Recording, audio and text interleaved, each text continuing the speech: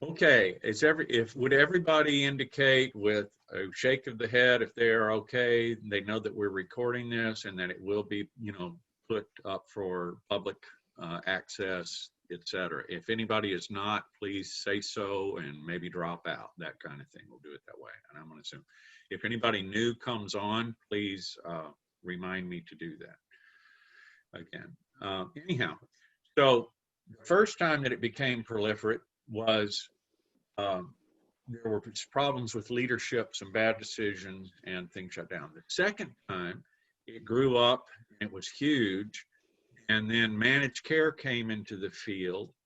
Not only was it big, and let me tell you how big it got. The DAP phenomena gave birth to an organization called Hospital Corporations of America, HCA, which became the largest hospital corporation in the world. All right, that's how. But on the hospital side of things, as they started making money, people who ran it decided to try and maximize profit. So they dropped the APG element and shifted to the less than effective process of 30, 60, 90 days, now go to AA that we see so much of. And there wasn't insurance there wasn't research at that time to fight that phenomenon. We didn't have the 18 months to 4 years. We didn't have at that time CAT scans and everything to show that. Lifeway, at the time when managed care got appropriated into the government and made it possible for insurance companies to quit paying for treatment for mental health, which is they did for 8 years, when that happened, we also didn't quite have the research at the time. That's why they were able to do that and quit paying for mental health, like physical health, like the brain's not a part of physical being, And so the economic engine shut down on that. Okay. Then you move forward. So we move forward, and in 1997. Lifeway was the largest Medicaid program in Texas. It was so proliferate, at least in that state where it was recovering from the managed care thing. The other programs that were out there that were, and a lot of them are still out there, were operating but doing things the best they could at this nonprofit type thing. They didn't have the benefit of clinical dollars coming in at either residential, intensive outpatient, or outpatient. So that puts you in a kind of an always struggling position compared to the people who have all the big money, who are during the 30, 60, 90-day residential model, that kind of thing. Then managed care went into Medicaid, and that was the end of that also. That should happen. Then we rebuilt again, and when the movie came out, Lifeway was in 2 or 3 cities, not as big as it had become, but I'm just talking about just one program. There were other APGs out there doing different things, different times. Because the association is not very old, it's still attracting members from history, that have been out there for a while. So it actually is out there quite a bit. The problem is, though, at this point in time, with the exception of maybe one, none of them have built the clinical element.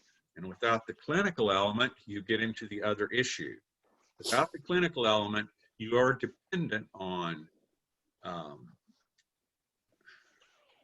what's what I'm looking for? Grants and that kind of money. It comes along when it's popular, and then it goes away when something else gets popular.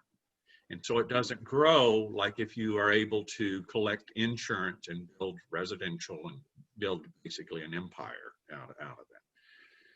So right now, the thing, and that's why you'll see me get really interested when I hear somebody that's putting clinical elements to their APG, because that will provide the funding with the best chance for long term, which will create that kind of life and numbers and everything. So you've got economics, you've got history, phenomena in history that have done things. There's another issue, and I mentioned it in the beginning, and that was leadership.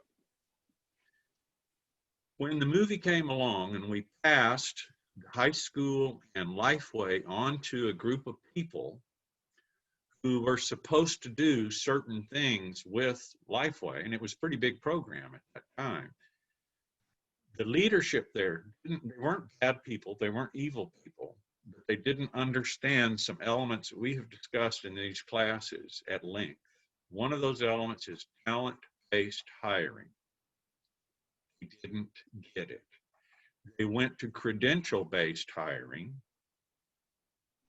and they did not go ahead and put the residential element in place like they were supposed to. And so everything kind of folded in on itself. Good news is there were other programs out there all over the place working, all right? So if you boil it down, you've got phenomena that happens to everybody, okay? And in fact, in 1992, when managed care came in, almost all the residential programs, almost all programs everywhere were blown up. TAP and Lifeway were some of the few that survived, and they survived because of the APG thing. The final thing is nature of the disease at a cultural basis itself. Okay, we have huge numbers of people in this culture with this disease. They all want a quick, easy fix. Okay, and that's what they go to first. And there's been a lot of subversion between insurance and treatment. Insurance will drive them to treatments that are less effective because they got deals, they've got business deals. So all of those things figure into it. But the first answer to the question is actually it is out there there are a lot of places out there that have APG type programs. And in history, when the leadership has followed through with the principles of the APG and created the clinical elements, in fact, huge programs have been put together and huge, frankly, huge financial elements, and I mean huge. One of the therapists at Deer Park Hospital that put out became one of the executive vice presidents of HCA and made so much money, he had to publish it publicly. It was one of those kind of deals. It was so big. So those, I hope, gives you some answers. Where'd he go? Oh, there he is. Any questions on that? Because I want to get past that. And we can talk about this some more. It's a great topic. I love talking about it because it really strikes at what is really frustrating to me is, we get there and then boom, we get there and boom, and anything I can do to help you guys avoid those problems. That's what I want to do. Does that help some, Hunter? Oh yeah, to a T. That's a lot that I didn't know, and I figured the answer was going to be simpler than that. So, well, it's actually three simple answers: money, principles of running the program, and the third one is stuff happens. That's it. That's it. But the other one is actually it is pretty prolific. It's not in South Carolina, but not very many states away. There are programs already. I know that there's one in North Carolina, and I know there's one in Atlanta. So. Any other questions about that? All right. Then I'm going to go ahead with the introductions as fast as we can. Please be brief because I want to give Parker as much time as possible. Hona, you want to talk? Tell who you are, Seattle? Oh gosh. Hi, I'm Hana. Hi. At least you're not brushing your teeth. Hunter was brushing his teeth this morning. We got to watch him spit and the whole thing. Hi, John. I'm Hana. I am in recovery. I have 6 years, and I am working with the first Seattle APG. Right. And I've been wanting to attend this for a long time. I've been trying to watch the recordings, but I'm finally here in person because I know it's very important. So thank you for having me, and sorry I haven't been here sooner. Glad to have you. Glad to have you. Lauren? Hi, I'm Lauren Ainsley. I am in northern New Hampshire, almost in Canada. Some of you think that's interesting. I'm with Youth Move New Hampshire, and we're working on creating our own APG group. Rihanna? I'm Rihanna. I'm a graduate student at the University of New Hampshire, and I'm interning with Seacoast Outright, where we are also creating our own APG group. Kaylin. Hi, good morning, everybody. My name is Kaylin Beautreneau. I am the Executive Director of the Alternative Peer Group Las Vegas. Nancy? Hi, I'm Nancy. I'm an LPC at an LCDC and the Director of Private Practice at a in North Texas, Denton to be specific. And we are growing and growing, and we have had 3 weeks of what is the beginning of a little baby APG group as a part of our practice. Great. Gibson. Hi, I'm Gibson. Everybody calls me Gibby. I'm also in New Hampshire, not quite as close to Canada as Lauren, but I'm with Youth Move New Hampshire helping to pilot our APG. And then here's somebody you don't know. It's a lady named Robin. Robin, you want to say hi? Yeah, I'm on every single one of these. So yeah, I'm Robin. I'm working with the families with the Seattle APG, and excited to be here and excited to see my friend Parker. I'm so glad you're here. Yeah, Robin set this up. I couldn't talk her out of it. Parker, I really didn't want you, but Robin was. John.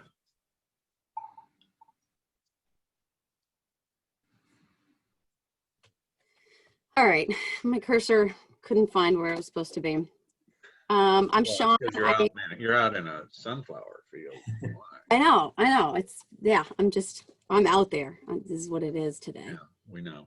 I am also from New Hampshire. Apparently New Hampshire is, I don't know, I wish I could say something cool like in the house or something, but it doesn't come off cool when I say in the house. No. Yeah, right? Yeah. I work in New Hampshire, and I manage a federal grant that we have that is helping stand up these APGs in New Hampshire. There we go.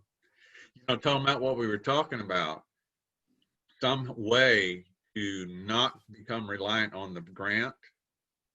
And that was another issue, Hunter, is if you don't have, you remember we've talked about multiple income streams. Yeah. The reason why Lifeway has continued and was able to continue during those years when those blows would come was there were some multiple income streams. It might take them back, but they lived and continued. Yeah, we're gonna need them. I think that one of our APGs went to Medicaid and said, how do we become a Medicaid provider? And it was like this long application. We're working with them on it, and they said, you need $7,500 and more money too. So we're working with them on it to try and figure out sustainability. Good deal. Because we don't want them to go away. No, you don't. Natalie. Hi, good morning, everyone. I'm from Pittsburgh, Pennsylvania, and I work for an APG. Our name is Hope 4, and we're going into our 4th year. And we have mostly adults, so I'm just thrilled that you guys have all these young kids. It's awesome. Yeah. Anna? I am Hannah Ration. I am the program director with Youth Move New Hampshire, and we are in the house. I supervise the youth peer support specialists, and Lauren and Gibby are the two that are working closely with with Youth Move's APG implementation. All right, Michelle and James. I'm James, and this is Michelle. We're in Seattle, and we are working on the Seattle APG along with Robin and Hannah. There we go. And ladies and gentlemen, it is my pleasure to introduce to you an old friend of mine, Mr. Parker Craig, who is a movie star. If you've seen Generation Found, he was the guy who did the awesome ukulele performance in the movie Generation Found. He was the director It's of. very ukulele. Oh my gosh, he brought his ukulele. Oh Lordy, are we in for something now? And he knows everything there is about everything, but we're just going to ask him about his experiences at all. Some of y'all brought up, questions about pairing of APGs with recovery high schools, and one of the two recovery high schools in that movie was Three Oaks Academy, and Parker was the man there. So Parker, I'm going to turn it over to you. I'm even going to mute myself. Oh man, thank you so much, John. And it is so great to see everybody. Thank you for coming here today, the day before Thanksgiving. I wish everybody a happy Thanksgiving. And I cannot tell you how filled with joy I am to hear all of the great work that's being done around the country. I knew obviously that Houston has had a great history with APGs and continues to do great work in the adolescent recovery space, but it's easy to get siloed, and I think that that's just one of the great opportunities that we have now with technology and everything to see the great work and to learn from each other and to pick up best practices and things like that. So very, very grateful to be here today. This is going to be, really informal. I just wanted to share a little bit of my experience as the director of Three Oaks and the some of the things we learned along the way about connecting a recovery school with an APG and how powerful that relationship can be for the students involved. And then I'll be kind of continually keeping an eye on the clock because I want to have some time at the end for some questions and just open discussion on anything that comes up. Natalie, I love that you said you're working with an APG that primarily serves adults. I am a product of an APG that served adults. The Lifeway had an others group. The OTH and others was over the hill, which is everybody over 25.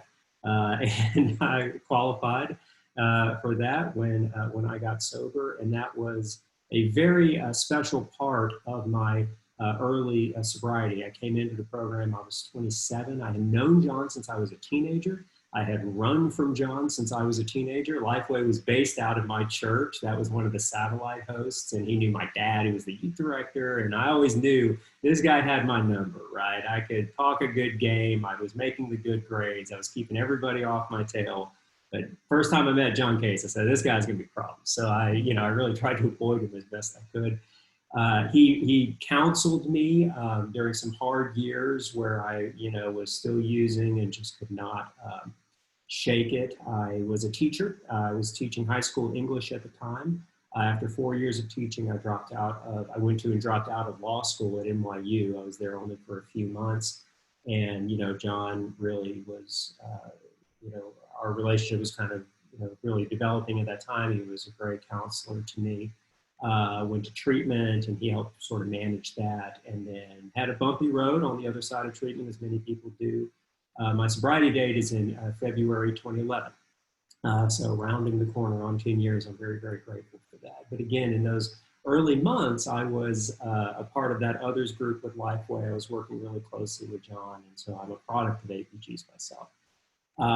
After I had been sober for about 6 months. I had gone back to teaching after dropping out of law school. So a total of 5 years teaching.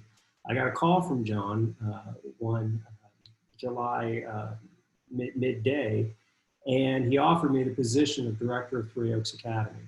And I'd known about Three Oaks. I wasn't really connected with it in any capacity at that time. I was just plugging in with the adult APG that Lifeway was doing.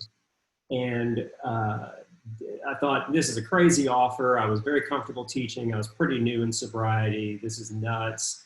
I'm going to turn him down. Let me get a day to think of the best way to turn him down. So I did the standard line, well, let me pray about it. If you ever want to say no, just say, I want to pray about it. Nobody's going to argue with nobody's going to say no, don't, don't pray about it. So I said, oh, let me pray about it. And I actually did pray about it, and I just felt this conviction I needed to do it, you know, and I took the plunge and started at Three Oaks, and that was the fall of so it was the fall of 2011, because again, I got sober that February, and then the fall I became the director there. And spent 5 years at Three Oaks and learned a lot along the way. And that's some of the stuff that I'd like to share with y'all. You know, the Three Oaks model and the Lifeway model was a just fascinating one. It was, the two organizations were separate arms of a parent nonprofit. And so because of that, it was very easy to share staff between the two entities, and we did that. I was actually the only standalone, only works at Three Oaks employee as the director of Three Oaks. All of the other staff that we used at Three Oaks wore two hats. They worked some at Lifeway, and then they would come over and they would do some work at Three Oaks. Those roles were primarily known as facilitators. And so facilitators were young people. They happened to all be in recovery. That wasn't a requirement, but that's just what kind of led them to this line of work. And they helped kind of manage the school during the day, but then in the evenings, they would run these various APGs around the city. And so when it was really cracking, the best model that we had was when we had one facilitator who consistently worked at Three Oaks all 5 days, and then did, you know, maybe some of like a weekend social thing, or did a little bit of the Lifeway work. But then we had another facilitator position, so 2 on any given school day, but that was a rotating one. So you'd have a person work like Monday, Tuesday at the school, they'd run some groups in the evening, they'd do some stuff on the weekends. And so you'd have, you know, a good team in place. And then we had the folks with the licenses. So the facilitators were not licensed. Some of them were like interns, LCDC, like eyes. They were kind of working through that process. But that facilitator role, that was not a clinical staff. That was a purely APG staff role. And then we had some clinical folks who actually had the, you know, had the licenses and were able to address those, you know, those issues that are more appropriate for somebody with a license, with that training, with that education to handle. And then we also just separately had the school staff, the educational staff. And the way that Three Oaks did that was we had a contract with a local charter school district. And the contract that we had with them said this: we'll provide you X number of students. They will enroll into your charter school district. In return, you will staff our site with X number of teachers per student. And you know, that was, if we hit our numbers, then at the end of the school year, we actually wouldn't have to pay, the nonprofit wouldn't have to pay the charter school district anything, because the charter school district is publicly funded, and they were getting state funding for those kids as part of their school. And so it was kind of interesting, you know, little hiccups would occur along the way, minor things, but like when our juniors were registering for the SAT, I'd get a bunch of phone calls because they would be on the state site and they'd say, well, I'm trying to find Three Oaks. I don't see Three Oaks. Well, Three Oaks, the state doesn't really know what Three Oaks is. They know what the Phoenix School at Southwest Schools is, because that was officially what they were registered into. But Three Oaks was the name of their campus, the name of the nonprofit, and that was what they knew the school name to be. But that was a really great relationship because it allowed us to have, you know, fully credentialed, accredited, state accredited teachers. The school provided all the computers for the computer lab, all the books, all the school, the guts of the school. That was all on their, kind of dime, which was really, really helpful for us. It was a hybrid model. So we had For 4 of those 5 years, we had a teacher for English, we had a teacher for math, we had a teacher for science. So 3 teachers full-time, and then everything else, and those teachers would also teach an elective. And then everything else was done online via in our computer lab. And so the school also provided a lab teacher who ended up being really important because that lab teacher would spend a good amount of time with the kids. And so they would kind of ping back and forth between the computer lab and instructor-led classes. And so that was the kind of school part of the model. What was the secret sauce in the relationship between the APG side of the shop and the school side of the shop was communication. I saw my role as the director of the school side of the shop. I saw myself as the hub in the wheel, and not in any kind of a like power trippy way, but just in a communicative way. That it was my job to make sure that all of the various entities in a child's life were on the same page, that they knew what was going on. And so that meant parents, that meant the clinical staff with the APG, that meant the facilitators with the APG, that meant the school staff, on the school side, making sure that, the administrators over in the charter school district, that they were kind of informed, that they knew what they needed to know about everything. And really in a perfect world, when that kid, if that kid needed to leave that kind of network, that bubble, and go to a residential placement, the folks in the residential placement. Now that was dependent on how amenable the folks on the residential side were to that arrangement. Some of them were great, and I was able to really communicate closely with them, and I knew how the treatment progress was going while they were away. And there was still that continuity of care when we had to send them out of the organization. But frankly, that was more infrequent than it was common. It just was. And that's why, as John was saying earlier, the kind of platonic ideal of this model has the residential piece in play, so that they're not having to leave. And all of that communication can happen within the same dedicated network. How do we do this? It's not complicated, it's communicating, right? So being very, very responsive to calls, being very, very responsive to emails, the intake, that information from parents. But also feeding that, feeding the various folks, going to the Lifeway weekly staff meetings so that when rounds are discussed, I can kind of say, okay, well, here's what I'm seeing and everything like that. We did weekly reports. That was a hallmark of this model, where every single week, used to be on Fridays, and then I realized if I did it on Fridays, they gave me very late evenings at the school on Fridays, so we started doing them on Thursdays. But we would email. I created little email groups for every kid, and that had all the various stakeholders in the person's life. Everybody kind of within the Lifeway 3 Oak side of things, everybody within the charter school side of things that was kind of, looped in, needed to be looped in. If they had an outside counselor, that wasn't anything that we forbid by any means. We would loop them into, and we would just give a status report on every kid every week. Robin received a ton of these. Robin was a 3 Oaks parent, and we never missed a week. I mean, I was there 5 years. We never missed a week because that was very, very, very important.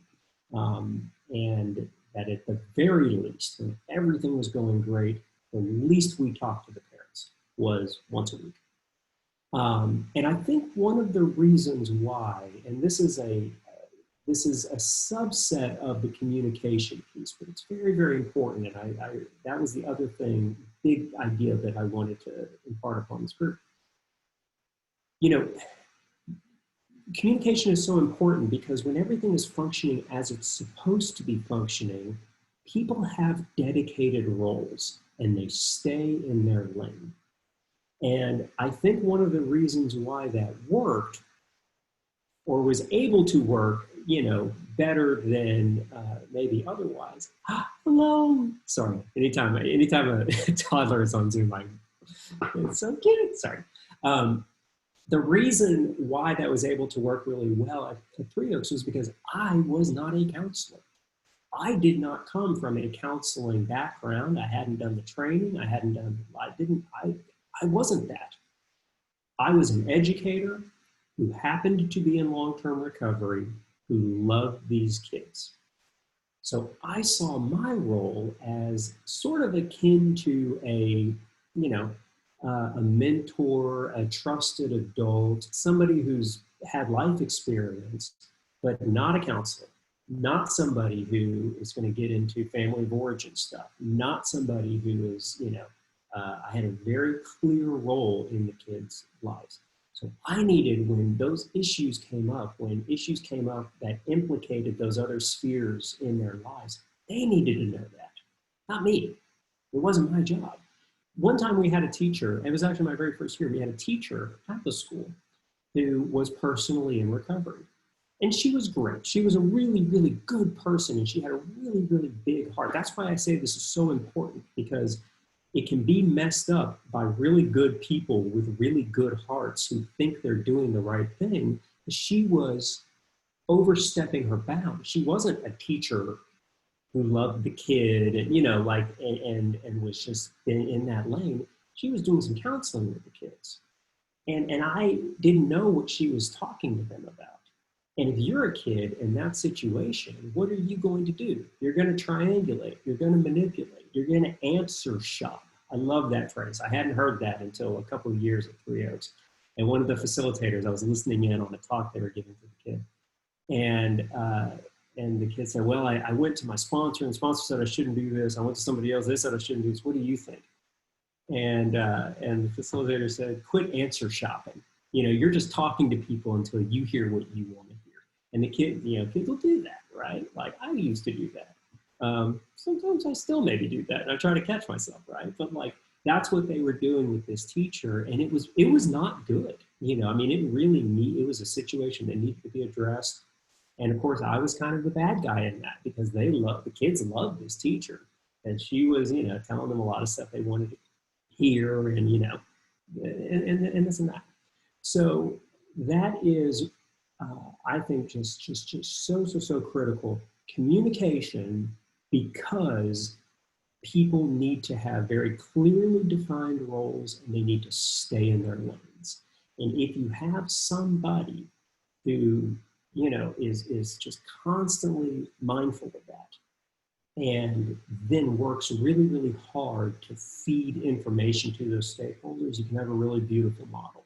You can have a powerful model, a model that is more powerful than the sum of its parts, because of, you know, again, what can be accomplished, and the realization that the student can have. I can't tell you how many times we would get a new student and they think they could play us, you know, and they didn't believe, you know, we would say at the beginning, hey, we're going to really loop people in on what's going on. They say, yeah, sure, you know, like that sounds like a lot of work, probably not going to do it. And then we do it. And they would hear people reference things like, oh, I heard what happened at school today. Or, you know, hey, I heard what kind of came up in the group last night. And not always in a gotcha way, but just in a, hey, we're talking about you. You got a whole team of people talking about you.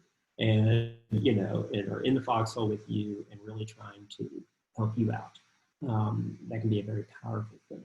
So that's really, we're coming up on with about 15 minutes left, which was the least amount of time I wanted to give for questions and discussion. So I'll end it there. But again, it's hard when you're not doing a big PowerPoint with visuals. So I want to keep it really, really simple. It's communication, and communication is important because it helps people stay in their lanes. So, John, I hope that was, I hope that justified my time here today, and you losing the fight with Robin to get me here. No, actually, I'm so happy you brought up the issue about a full presentation with PowerPoints, et cetera, because you'll probably get a call for that in the future, a full blown.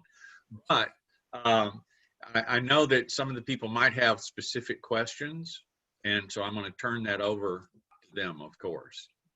Anybody?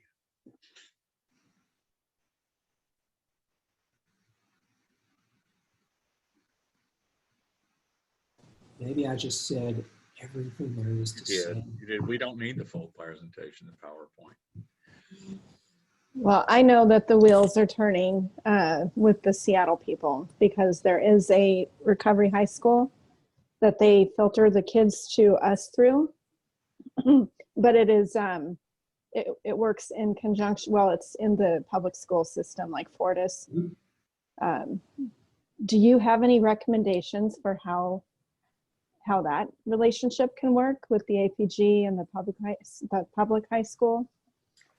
I'm so glad that you said that, Robin, because I do not want to present as a given that the Lifeway Three Oaks model is the norm. I actually don't think it is the norm. And you know, a recovery high school, not to get into that, but too deeply into that, but a recovery high school is not a description of a particular model or organizational model, such as a recovery high school has to be a 501c3 nonprofit organization. It's not that at all. It's what it does.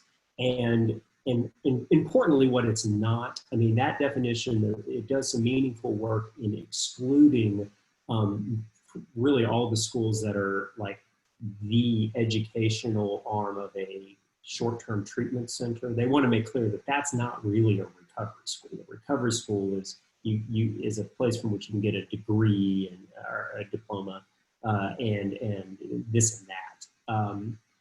I say that to say, you know, I still though really believe that regardless of that organizational model of the recovery school, you can still have those, you know, critical elements of that communication and the lane awareness, if you will. And probably the onus would need to be more on the recovery school person, particularly if they're in a public school district, just because, you know, we have more rules, right? Like, you know, we didn't have any rules. You know, obviously we did. We had ethics standards and things like that. But like, you know, we could do a lot of stuff just in-house. We could make a lot of changes quickly. We were nimble in that way. Whereas if you're dealing with a school, it's like, okay, well, what kind of, you know, disclosure and consent do you need to get? You know, how do you blah, blah, blah, right? And so if you can just say that this really is the way the model works best. Because if you don't have that, you inevitably will get triangulation, manipulation, answer shopping. I bet every penny I have on it, you're going to. It's what I used to do. It's what, you know, that's just what we do. It's what the disease does. And so if you can, hopefully you will have folks at that recovery school, regardless of how it's situated, that gets that and just says, look, we know this is going to happen. We know we need to head this off at the pass. Here's a way we know we can head this off at the pass. Really robust communication and people staying in their lanes. So, you know, you got a better idea, or how can we effectuate this? I think that's the way to approach that. Yeah, good. If I could add to that a little bit, because it was a question I was going to ask, but it's actually one I kind of know the answer to, because I have been present and dealt with being responsible for about 6 schools in my life. I've had a chance to see some really big mistakes, and I've had a chance to see some really not big mistakes, really right things. It's not just the client, the kids, and the parents who will triangulate things. It is also the staff, and they're all coming from a good place in doing it. Yes. Okay, they're not like evil people out trying to mess things up. They have things that they strongly believe in, they think they're right, and they're standing up for the good of the cause, whatever it is. That is absolutely going to happen. All right, it's going to happen. It's going to happen. It's going to happen. Thing in the most successful models, the reason why in the model that Parker worked in, that it was all part of the same organization, was to set up an undisruptive line of authority. Okay. What I mean by that, there were times when Parker would not agree with Joby, who was running a group down in Clear Lake. And Robin's smiling because Joby was her facilitator. But Parker and Joby would disagree about something that was going on. Both of them meant well. Both of them believed it. Both thought the nice thing was that there was somebody already pre-approved above them to say, well, this is the way we're going to go with this. And they respected that person enough to go, okay. And they understood the situation, all right? One of the problems that arise if you are an independent APG working with an independent school is you don't have that person making that decision when people disagree, all right? Unless you address that issue as you're forming the relationship up front and get it written down, and that's what's going to happen. If you go in not expecting it and not taking care of that issue, you set yourself up for some bad situations that can arise. Other questions? Anybody? I'm really glad that you mentioned that. Some of the Seattle people had a chance to meet Joby, and I think he scared the crap out of them. But the whole thing, I know he mentioned the undermining issue, because that is a really big deal, that we stay in our lanes, that we all have the continuity of care in our minds when we're dealing with the family, especially during a crisis, or when you have to hand out a consequence, which is what we're working through, developing all the rules, the house rules, what we're comfortable with in Seattle. And I know one of them that worked well seamlessly between the APG and the Recovery High School was the uniforms. Parker, like, how many times did my son come in scrubs? And then everybody knows that, what'd you do? It So sounds it just, like I was running a pre-med program. Now look at Nancy's going, what? Scrubs. I know. So maybe you can describe how that, in practicality, how it works to be seamless between the programs. 'Cause that's one thing that really worked.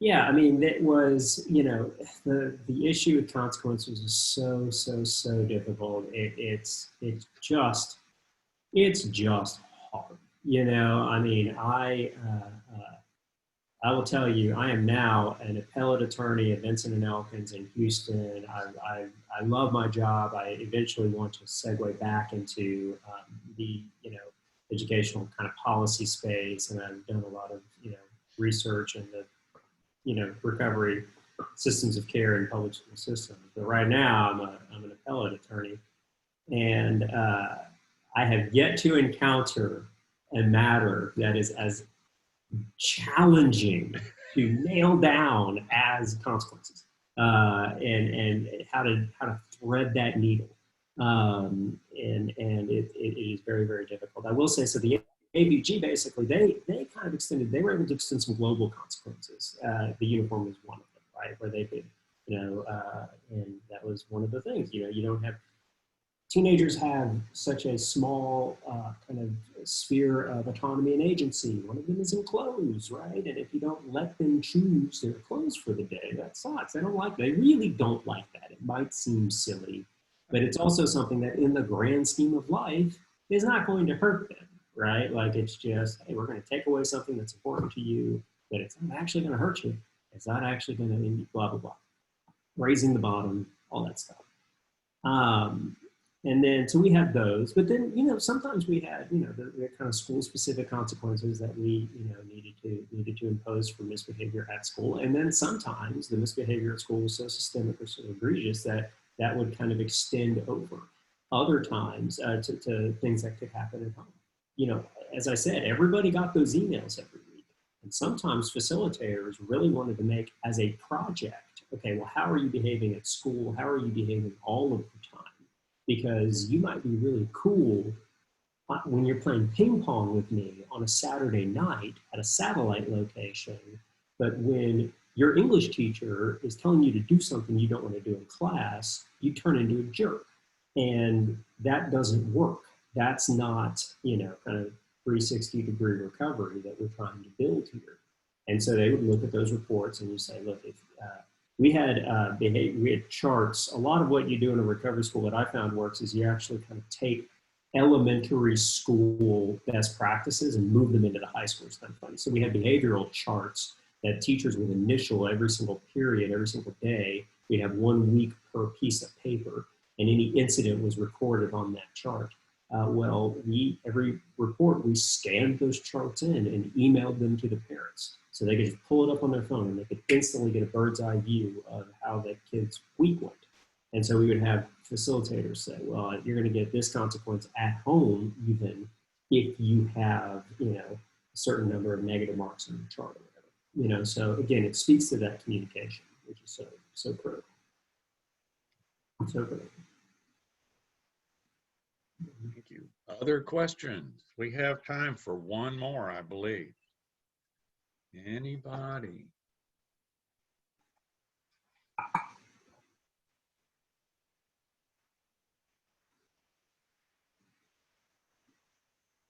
All right, then let me shift this a little bit. What about, Sean is saying there's no recovery high schools in New Hampshire. That is not a problem, that's an opportunity. Yeah. And one of the reasons I go over so much, and I will tell you that the schools that I have had the opportunity to be around, I have had them where they stood totally independent, all right? They were not a charter school, nothing like that. It was 2 teachers hired, one for the science side of things and math side of things, and one for the English and history side of things.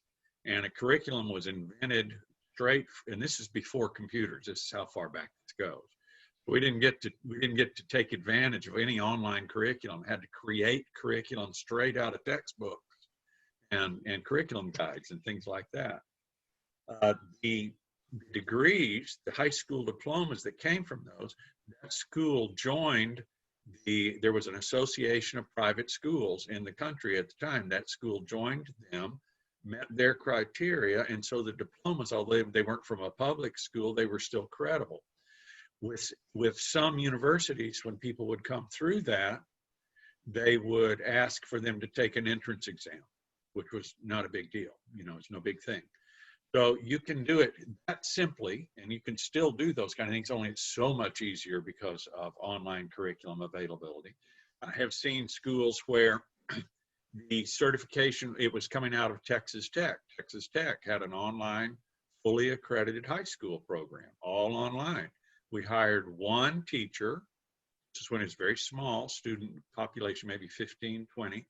We had 1 teacher, and really what they did was facilitated the school population taking advantage every day of the online curriculum. Now, it was not, oh, come when you want to. It was still an 8-3 schedule, okay?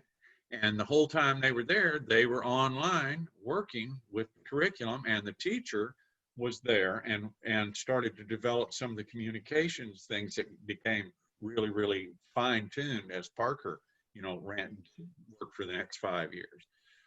So there's a lot of different approaches to this. Going back to your question, Sean, you actually have access to a whole bunch of different ideas. What I've seen, and this goes back to Hunter's question, things that don't work. What doesn't work is, or why problems do arise, is when people don't reach out of their own experience. If they stay held down by their own experience, that's a problem. That's what the association is all about, is to share massive numbers of ideas and questions and those kind of things. Sustainability is something, of course, everybody wants. But you know what? Because stuff does happen, that one of those categories that I mentioned, sustainability may be interrupted or redirected, etc. You know, there's a lot of things that can happen. You work towards it. You have to remember, and I know I'm speaking to the choir in this, and I know I'm speaking to the choir in this. We are not working with a model. We are working with people, one person at a time. And I don't care if it all breaks down tomorrow. You know what? Hundreds of thousands of people have gotten well and it saved their lives. So let the culture do all this goofy stuff it does. Let the disease twist and turn things away and turn people away from answers that work and just towards simple, easy answers that don't work very well. Let all that happen.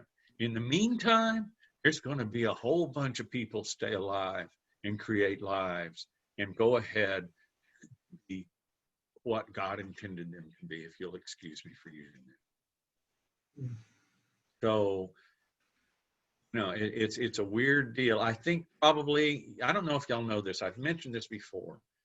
Weird phenomena, human beings. One of the things, and Hunter, I'm talking again a little bit about your question. One of the misunderstandings in our culture is if you build a better mousetrap, people will put a path to your door. Actually, that needs to be amended. One, they have to hear about the better mousetrap. Two, they have to hate mice. If they love mice, which we love getting high, it's going to rearrange things. And three, it has to be something that works for them economically. Okay? So keep that in mind as you're talking to your boards and things. This is the reality. But what we do, Baylor College of Medicine says it over double the number of people stay alive than if we did it the other way. So you guys go out there and kick butt. Okay, that's me to you. Parker, thank you so much for coming. Okay, and yes, get your PowerPoint ready. And, thank you all. If you guys have any appellate issues, call Parker. Yeah. Parker can fix that for you. Yeah, I'll send our intake letter your way. I also, if you've not checked that out already, the Association of Recovery Schools is a fantastic org. I'm on their board, and for those startup issues, I mean, they are to the schools what this group is to the APGs, and they're just same deal. They just want to, grab hold of as many kids as they can and save some lives. So thank you all so much for the work that you're doing. And Robin, thanks for convincing John to. Well, Parker, we may reach out to you again. Please do. Yeah. Yeah. And I know you love guys. toddlers. It's because of you that I have a couple grandbabies. So thank you. I love you. Thank you, Parker. A lot of great information. Much appreciated. Thank you. Bye, guys. Bye, Bye. You'll get the Have a great stuff. holiday. Mail. You'll hang in there now. Happy Okay. Thanksgiving. Yeah. We forgot the gobble contest.